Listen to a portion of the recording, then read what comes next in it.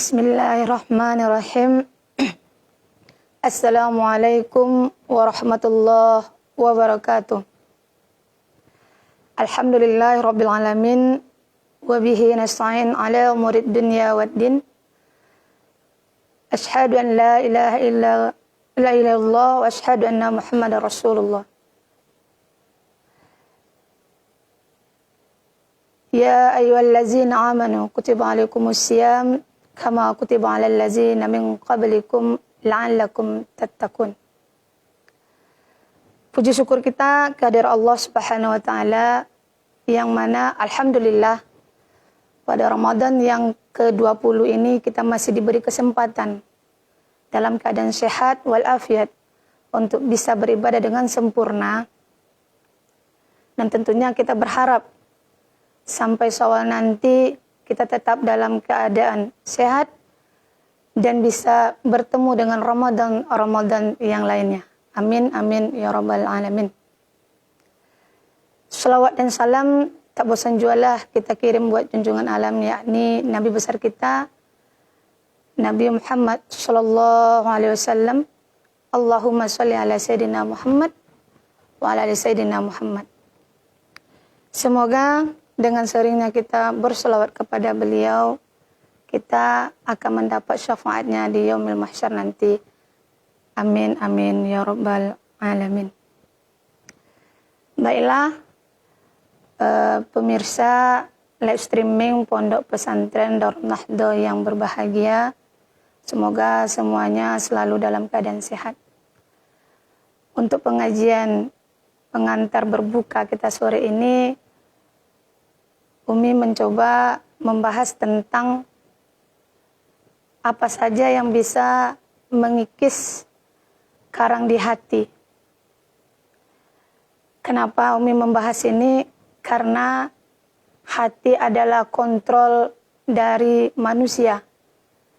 Dalam hadisnya menjelaskan, ala inna fil jasadi mudghah. Ketahuilah sesungguhnya di dalam tubuh manusia itu ada segumpal daging. Fa iza salahat jasadu kulluh. Yang apabila baik daging itu, maka baiklah seluruh jasad tubuh manusia. Fa iza fasada jasadu kulluh. Dan apabila rusak, maka rusaklah jasad tubuh manusia itu. Ala innahu qalbun. Ketahuilah segumpal daging itu adalah hati. Ibarat sebuah komputer, hati itu sama dengan CPU-nya. Dia merupakan kontrol program yang ada di dalam komputer. Kalau CPU-nya rusak, otomatis aplikasi semua yang ada di dalam komputer itu tidak bisa dipakai. Begitu juga dengan hati. Hati adalah pengontrol seseorang. Jika hatinya baik, maka baiklah amalannya, baiklah tingkah lakunya, baik seluruh perbuatannya. Dan apabila dia rusak, maka jasad seorang itu rusak. Tingkah lakunya buruk, pribadinya juga buruk. Nah, yang jadi penekanan kita sekarang, apa saja yang bisa menyebabkan rusaknya hati seseorang? Tentunya kalau hati kita rusak, ada juga pengobatnya. Salah satu yang bisa menyebabkan rusaknya hati kita, yang bisa menyebabkan berkarangnya atau berlumutnya hati kita adalah pertama, kurangnya keimanan. Keimanan adalah faktor penting dari kita sebagai seorang mukmin. Jikalau tidaklah kita beriman atau tidak mempercayai adanya Allah, maka tentunya kita sebagai pribadi akan tidak percaya apapun dan tidak bisa beribadah dengan baik. Dan otomatis ketika Allah jauh dari kita, maka kita pun jauh dari Allah. Yang kedua, yang bisa menyebabkan hati kita berkarang atau berlumut adalah seringnya kita berkeluh kesah. Dalam surah Al-Ma'arij juga dijelaskan, walaupun kita diciptakan dalam keadaan berkeluh kesah, tapi jangan itu menjadikan kita jauh dari Allah. Karena kebanyakan kita ketika susah, ketika kekurangan, kita berkeluh kesah. Tetapi ketika punya kebaikan, kelebihan, kita menjadi kikir. Kita hindari sikap tersebut agar hati kita tetap bersih, agar hati kita tetap berada dalam keimanan. Hal lain yang bisa menyebabkan hati kita rusak adalah selalu berbuat maksiat. Maksiat di sini bukan saja maksiat yang zahir ya. Maksiat itu ada yang maksiat kecil, ada yang maksiat besar. Maksiat ini bisa cara pendengaran, penglihatan, ucapan. Agar hati kita tidak ternodai, maka telinga kita biasakan mendengarkan yang baik-baik. Apa yang seharusnya yang kita dengar, yang pantas kita dengar. Kalau hal itu tidak baik untuk kita dengar, tinggalkan. Karena hati kita ketika kita mendengarkan sesuatu, dicerna oleh pikiran, oleh otak, diterima oleh hati. Nah, ketika keluar dari mulut, kalau hatinya bersih, maka yang disampaikan itu adalah hal kebaikan. Ibarat kita menuang air ke dalam ceret, kalau air ceretnya itu kotor, yang keluar kotor. Nah, begitu juga dengan hati kita.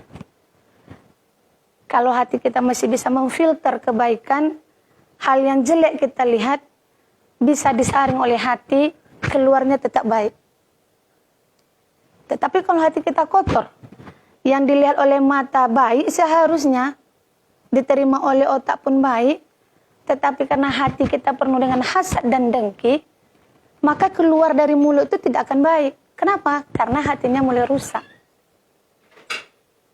Nah, di sini jadi apa yang berbuat maksiat, baik secara zahir maupun tidak tampak, maka kita tinggalkan. Agar apa? Agar hati kita terjaga.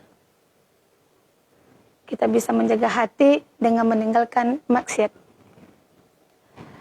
Hal lain juga yang bisa menyebabkan hati kita rusak atau berpenyakit adalah berbuat syirik. Sini sudah jelas ya. Syirik itu mensyirikatkan Allah. Ketika kita sudah tidak percaya lagi adanya Allah, mensyirikatkan dia dengan yang lainnya, maka Allah itu akan jauh dan hati kita juga akan jauh dari Allah. Hal lain juga adalah lalainya berzikir.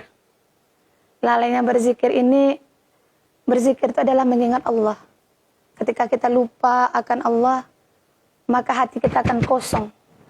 Ketika hati kosong, maka hal-hal yang buruk akan menggerogoti hati. Analoginya seperti ini.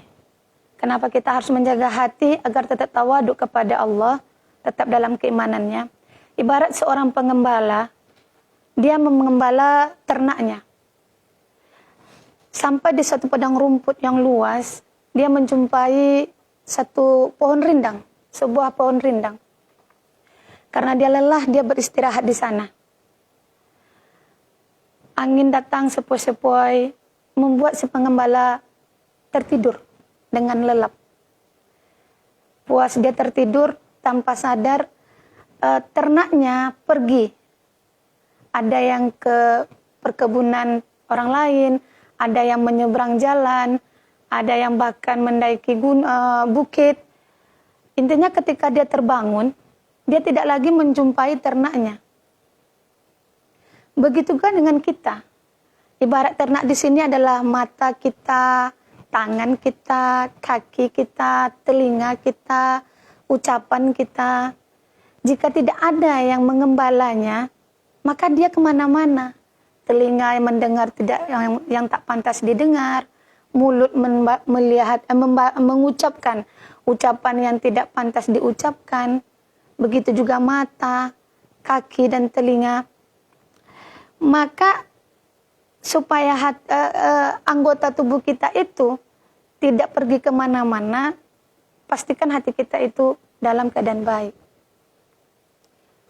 Agar ternaknya tidak kemana-mana, penjaganya harus siaga. Begitu juga dengan hati. Jika hati kita terlelap, tertidur, maka mulut, telinga, semuanya pergi. Dalam artian tidak lagi terkontrol. Nah, yang menjadi pertanyaan kita adalah bagaimana agar hati kita tidak tertidur, agar dia tetap bangun. Cara membangunkan hati tergantung dari kebaikan kita. Jika kebaikan kita bisa baik, dalam artian hati kita baik, maka untuk membangunkan hati yang tidur itu tidaklah sesulit itu. Tetapi kalau kita membiarkan dia tidur, maka ini akan susah buat kita membangunkan hati. Maka tak heran Rasulullah sallallahu alaihi wasallam selalu memanjatkan doa dengan doa, ya maqallibal qulub, sabbit qalbi ala dinik. Wahai zat yang pembolak-balik hati, tetapkan hatiku di dalam agama engkau, di dalam keimanan, dalam ketakwaan. Kenapa? Dalam riwayat Ummu Salamah pernah bertanya kepada Rasulullah, ya Rasulullah, kenapa engkau selalu memanjatkan doa ini? Rasulullah menjawab, ketahuilah wahai Ummu Salamah, sesungguhnya hati kita itu berada di antara jari jemarinya Allah. Jika dia menghendaki kebaikan, maka dia mudah memberikannya. Dia tetapkan hati itu dalam kebaikan. Tetapi dia memberikan kepada seseorang yang tidak pantas menurutnya, maka dia mudah untuk menyesatkannya. Kalau dia tidak menghendakinya, Allah itu mudah menyesatkan kita. Jadi kita selalu berdoa, berharap agar Allah itu tetapkan hati kita dalam keimanan, dalam ketakwaan. Agar apa? Agar la'allakum tattaqun, di akhir ayat tadi yang saya baca tadi, kita mendapatkan predikatnya. Agar kita di Ramadan ini tidak termasuk orang-orang yang rugi. Orang yang hanya berpuasa, hanya mendapatkan lapar dan hausnya saja. Jadi gimana caranya Ramadan ini menjadi berkah buat kita? Tentunya dengan hati yang bersih. Kita beribadah dengan hati yang jernih. Dan kita berharap dengan datangnya Ramadan, yang mana ibadah kita berlipat ganda dalam bulan suci ini, kita bisa mengikis karang yang ada di hati. Nah, itu tadi adalah penyakit-penyakit hati yang menyebabkan hati kita sakit, yang menyebabkan hati kita karang. Tentunya ada. Apa saja yang bisa mengikisnya?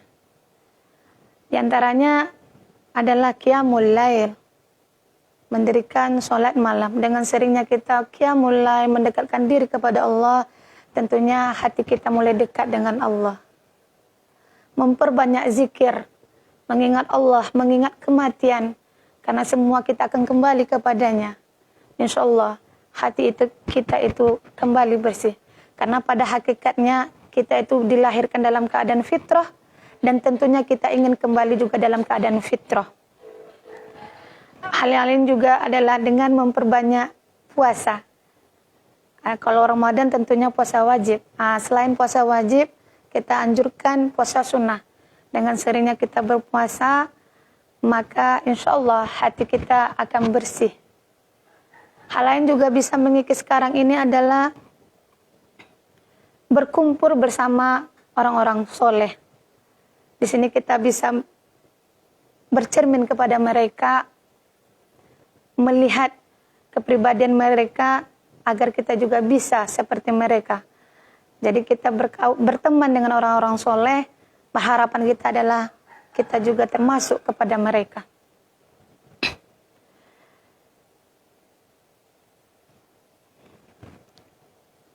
Jadi kenapa penekanannya di hati? Agar kita kembali dalam keadaan fitrah, tentunya adalah patokannya hati. Dalam riwayat lain juga dijelaskan, innallaha la yanzuru ila suwarikum. Sesungguhnya Allah tidak melihat kepada rupamu, wa amwalikum, dan hartamu. Walakin yanzuru ila qulubikum. Akan tetapi Allah itu melihat kepada hatimu. Wa a'malikum, dan juga kepada amalanmu. Jadi amalan yang baik tentu lahir dari hati yang baik. Kalau amalannya jelek, pasti hatinya juga jelek, karena kontrolnya adalah hati. Jadi mari kita jadikan Ramadan ini untuk betul-betul beribadah kepada Allah, agar kita bisa menjaga hati kita dari hal-hal yang menyebabkan berlumutnya atau berkarangnya hati. Mungkin itu saja yang bisa saya sampaikan di sore ini. Lebih dan kurangnya saya mohon maaf. Billahi taufiq wal hidayah. Assalamualaikum warahmatullahi wabarakatuh.